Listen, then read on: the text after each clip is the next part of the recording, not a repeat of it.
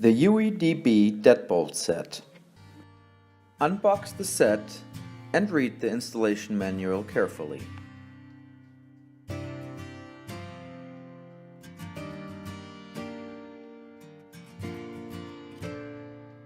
Adjust the preferred backset of the deadbolt latch by turning and pulling it.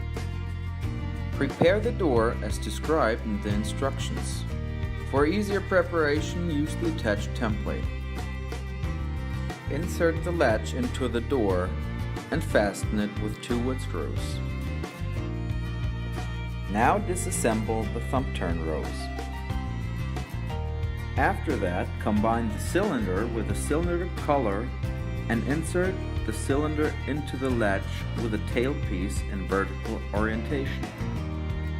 Place the sub-rows on the door and fix it with 2 machine screws through the 2 holes of the latch.